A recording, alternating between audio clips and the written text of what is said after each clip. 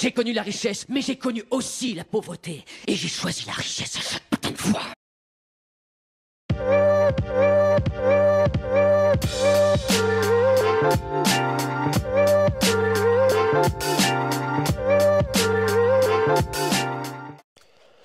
Et bonjour à tous et bienvenue sur la chaîne de l'Examen Crypto. Nous sommes le mercredi 11 juin 2025, actuellement il est 8h20. On va faire un point bien sûr sur les news, on va regarder les indicateurs, on va regarder ce qui se passe du côté du Bitcoin. Bien sûr on va partir sur l'analyse technique du Bitcoin et des altcoins. Allez, on s'installe pour ce gros programme avec cette cryptomap qui est tout le temps dans le vert. Ça fait plaisir, regardez. Là, franchement, bon, bah, c'est normal, hein, le Bitcoin, vu qu'il pousse encore un petit peu, bon, bah, forcément, quand le Bitcoin est dans le vert, tout le reste est dans le vert. Et on profite quand même, on savoure cette cryptomap. Allez, on démarre directement avec les news. Il s'est passé encore quelques événements ces derniers jours, enfin, notamment hier. Alors, je vais retracer un petit peu ce qui s'est passé. Ça commence où? Ça commence ici. Voilà, parfait. Alors déjà, dans le club, on avait vu la vidéo concernant la crypto-monnaie HNT, qui était dans une belle phase de compression. On a vu aussi XRP, on a vu aussi la crypto-monnaie Sushi. Donc si vous aussi vous souhaitez rejoindre les vidéos privées, sachez que vous avez le lien en description de vidéo pour rejoindre le Lexa Spotlight et le club Lexa Rocket. Tout ça c'est en description de vidéo pour avoir les meilleures opportunités du marché. Crypto Dilettante qui nous pousse que l'Inde et les États-Unis accélèrent les négociations commerciales avant l'entrée en vigueur des tarifs de Trump. Un accord en plusieurs phases attendu rapidement. Donc pour l'instant, c'est pas encore acté, mais on verra bien ce qui va être dit par rapport à tout ça. Bernstein réaffirme sa prévision de 200 000 $ pour le Bitcoin, le qualifiant de forte conviction, mais conservatrice.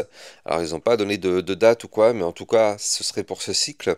Donc, ça, c'est quand même assez intéressant, 200 000 $. Alors, il y a beaucoup de personnes qui se tournent effectivement vers le 200 000 $ et plus. Alors on verra ce qui va se passer par la suite, effectivement. Mais bon, 200 000 $, je pense que ça peut être une fourchette très haute à mon goût pour ce cycle. Le géant américain Guggenheim élargit son produit de dette numérique en s'appuyant sur la XRP Ledger grâce à un nouveau partenariat avec Ripple. On a aussi, c'est quand même hyper important, enfin c'est même juste hallucinant pardon. Le l'IBIT, donc l'ETF BlackRock, qui devient l'ETF le plus rapide, a dépassé les 70 milliards de dollars en seulement 341 jours de trading. C'est 5 fois plus rapide que le record précédent détenu par le Gold, selon Eric Buchanan. Donc effectivement, je ne sais pas si vous vous rendez compte de cette frénésie, la frénésie qui attire les investisseurs sur le Bitcoin. Mais ça, c'est quand même un record absolu. Ça montre que vraiment, quand même, le Bitcoin est une crypto extrêmement demandée. C'est juste hallucinant. Il y a eu des événements du côté de la Société Générale, oui, Société Générale. La Société Générale lance USD convertible, donc l'USDVC, non, USDCV, pardon, un nouveau stablecoin indexé sur le dollar, disponible sur Ethereum et sur Solana, avec BNY Bank comme dépositaire. Donc ça, c'est une bonne nouvelle, surtout pour nous en France et en Europe. Ça montre que, bah, effectivement, les banques, elles commencent un petit peu à se tourner vers les stablecoins.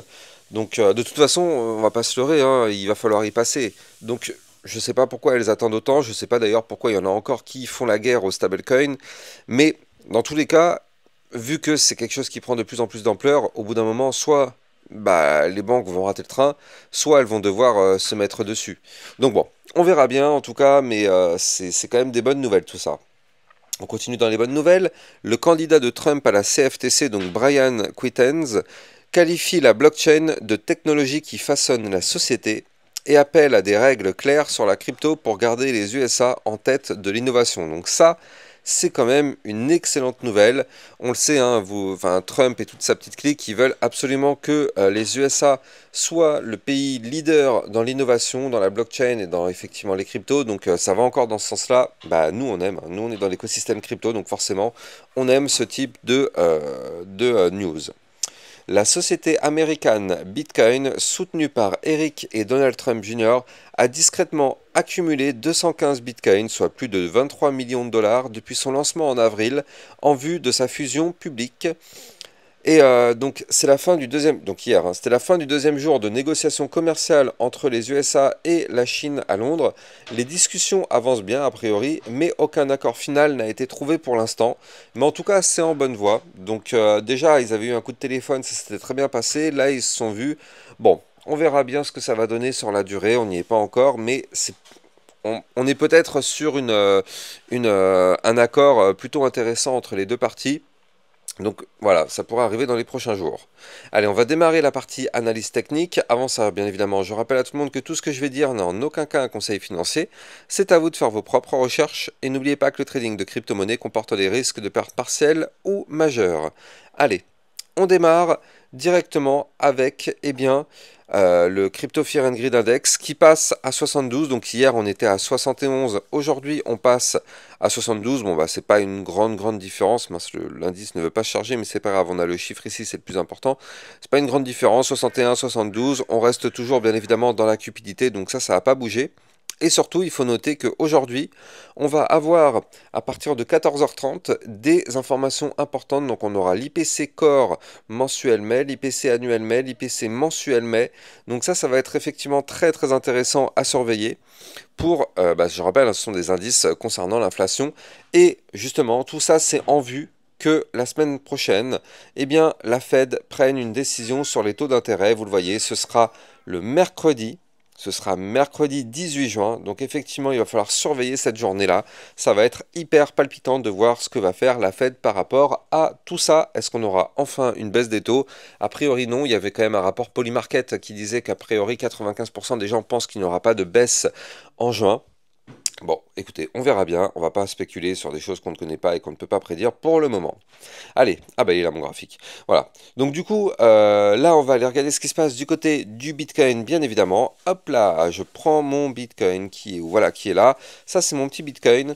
Et qu'est-ce qui se passe du côté du Bitcoin? Eh bien, comme vous pouvez le voir, on est toujours dans une très belle configuration, bien sûr.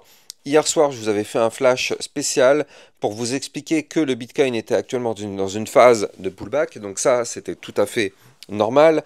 Je ne vais pas trop revenir dessus parce que je vous en ai déjà parlé en long, en large et en travers lors de mes 2 ou 3 dernières vidéos. Mais en tout cas, vu la poussée haussière qu'on a eue, nous sommes sur un pullback qui est un retracement technique tout à fait logique et tout à fait sain. Et donc regardez ça. Hier, on est quand même revenu retester avec cette mèche les 108 390. Mais au final, on a clôturé la journée d'hier, quand même relativement haut. Hein. Hier, on a clôturé la journée ici, c'était combien? À 110 230 $. Donc là, on est en train de faire des clôtures jour à 110 000 $, donc ça fait plaisir. Alors là, aujourd'hui, on est toujours sur la phase de pullback, donc vous le savez, hein, étant donné qu'on est en vue jour, le pullback peut durer plusieurs jours. Si on était sur un pullback dans une échelle de temps plus petite, par exemple 4 heures ou 1 heure, bien évidemment, le pullback aurait pris beaucoup moins de temps. Mais là, on est en vue jour, donc moyen terme, donc forcément, le pullback, il peut durer sur 1, 2, 3, 4 jours. C'est déjà arrivé sur 4 jours. Donc on va voir, mais là, en tout cas, pour l'instant, on est toujours en plein dedans. Donc on est dans la même analyse technique, c'est-à-dire que tant qu'on est au-dessus des supports clés, donc je rappelle, on a les 107 872, on aura les 107 190. Si on perd ces niveaux clés, on reviendra rechercher ici le haut du range à 105 050, mais je rappelle que tant qu'on est au-dessus de ce haut de range, tout va bien, le Bitcoin reste bien évidemment pour le moment haussier.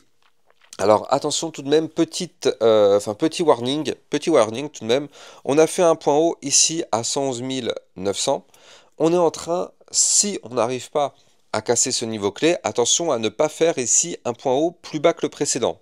C'est-à-dire que là, on a fait un point haut ici, et là, pour l'instant, on est sur un point haut plus bas que le précédent. Donc, on va voir si on arrive à tout de même aller chercher un point plus haut. Mais sinon, attention, parce que si on commence à faire des points hauts de plus en plus bas, et que dans les prochaines semaines, on retrace, là, dans ce cas-là, on démarrait une tendance baissière. Donc, pour l'instant, ce n'est pas le cas, on en est très loin. Là, pour l'instant, on est toujours haussier tant qu'on est au-dessus du haut du range. Donc, comme vous pouvez le voir, on a quand même une belle marge de sécurité.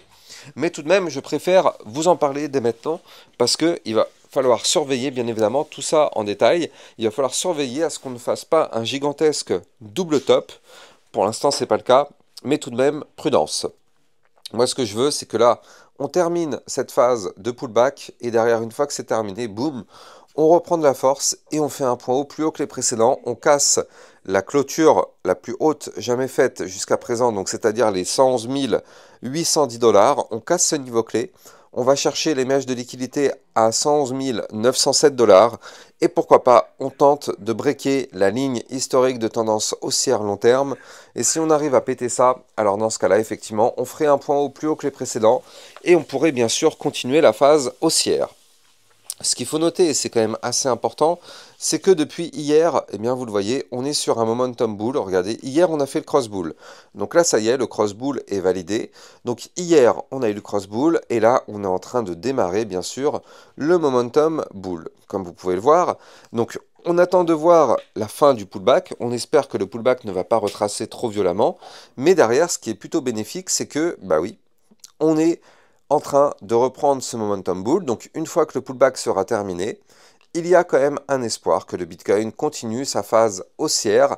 Mais par contre, il va falloir se méfier quand on va tomber sur les résistances dont je vous parlais tout à l'heure, donc l'ATH et la ligne de tendance haussière, et oui, historique. On va avoir tout de même à ce moment-là des sacrées résistances. Donc bon, on verra bien comment ça va se comporter à ce moment-là. Allez, on va en profiter pour regarder ce qui se passe du côté de l'Ethereum, parce que l'Ethereum, bien évidemment, qui a fait une très belle clôture hier, hein, regardez, ça c'est quand même magnifique ce qu'on vient de faire. Alors, avant de continuer, je rappelle que vous pouvez trader les crypto-monnaies en utilisant mon lien de parrainage Binance en description de vidéo. Ça vous permet d'obtenir un bonus de 10% à vie sur vos frais de trading, et un autre bonus qui peut être de trader sur cette plateforme qui est enregistrée PSAN auprès de l'AMF. N'hésitez pas, les liens sont en description de vidéo. Alors, là, vous le voyez, du côté de l'Ethereum, bon, j'ai pas arrêté de vous en parler durant ces 2 ou 3 dernières semaines, mais je vous avais dit que l'Ethereum, c'était comme un élastique. C'est-à-dire qu'en fait, ici, vous le voyez, on avait cassé le range par le bas. Souvenez-vous, on avait cassé le range par le bas, puis on avait réintégré. Et pour ceux qui se souviennent, dans mes précédentes vidéos, je vous avais dit, ça c'est comme un élastique qu'on tire vers le bas, et on le lâche. Eh bien, regardez, on tire l'élastique par le bas, et on lâche. Qu'est-ce qui se passe? Eh bien, on monte. C'est exactement ce qui s'est passé, si vous vous souvenez de cette métaphore, eh bien, c'est exactement ce qui se met en place. En général, quand on tire l'élastique et qu'on réintègre le range par le bas, eh bien, c'est comme si on lâche l'élastique. Qu'est-ce qui se passe? On monte, on va chercher de façon théorique le haut du range, donc nous c'est ce qui s'est passé. Hier on a été chercher le haut du range et on a même cassé ce range par le haut. Donc il fallait qu'on break les 2738 $, et bien c'est chose faite. Et donc derrière, vous le voyez, là on a breaké. Donc aujourd'hui, bien évidemment, vu qu'on a cassé un niveau clé stratégique, aujourd'hui et dans les prochains jours, il y a de fortes chances qu'on revienne retester ce niveau clé. Donc là, pour moi, tant qu'on est au-dessus des 2738, tout va bien, mais attention, l'Ethereum risque très très probablement de retracer pour revenir retester ce niveau clé. Si ce niveau clé arrive à tenir, je rappelle qu'on avait des bandes de Bollinger très resserrées du côté de l'Ethereum. Donc là, si ce haut de range arrive à tenir et que le pullback valide, dans ce cas-là, on va très sûrement remonter rechercher les 2900 $, on va remonter rechercher les 3000 $ et peut-être même des points encore plus hauts, notamment ici, je vais vous donner les prochaines résistances. Allez chercher, pourquoi pas, les 3000, combien c'était ça? Les 3071 ou encore, pourquoi pas, ici, les 3449. Ce sont des niveaux clés à aller chercher dans les prochaines semaines, tant que l'Ethereum se situera maintenant au-dessus du niveau clé que je vous ai donné. Il faut quand même noter aussi que là, l'Ethereum est dans le dur, hein, on va pas se mentir. Oui, on a fait une très belle clôture hier, mais on reste quand même dans le dur. Regardez, on est en plein dans ma zone de difficulté. Là, ici, vous la voyez, cette boîte violette. Et oui, c'est une zone justement de tous les dangers, j'ai envie de dire. Et donc, effectivement, pourquoi je vous en parle? Parce qu'en fait, c'est cette zone qui a fait que l'Ethereum a retracé. Vu qu'on était repassé en dessous, on a retracé. Quand on était repassé au-dessus, on a pump. Là, on était repassé en dessous, on a retracé. Donc effectivement, c'est bien sûr une zone qui est un point pivot. Donc cette zone, je vais vous donner les niveaux clés. Cette zone, elle est entre les 2821 et les 2856. Donc là, il va falloir absolument passer au-dessus de cette zone-là. Et si on arrive à la breaker, bien sûr, là, l'Ethereum pourrait être complètement libre pour aller rechercher des points beaucoup plus hauts. Donc, on va surveiller ça dans les prochains jours. En tout cas, si vous avez kiffé la vidéo, N'oubliez pas de liker, commenter, partager au maximum. Vous le savez, ça participe au référencement de ma chaîne YouTube. Et surtout, abonnez-vous pour recevoir tous les jours 1, 2 à 3 vidéos concernant le Bitcoin et les altcoins. Et surtout, pensez à activer la petite cloche pour être notifié. Excellente journée à vous. Je vous donne rendez-vous ce midi ou ce soir. À plus tard. Ciao, ciao. Bitcoin, Ethereum, you know the drill. Lost it all but came back with the skill. I lost it all but now I'm back. Crypto millionaire, that's a fact. Diamond hands through the crash. Now my wallet's looking stacked.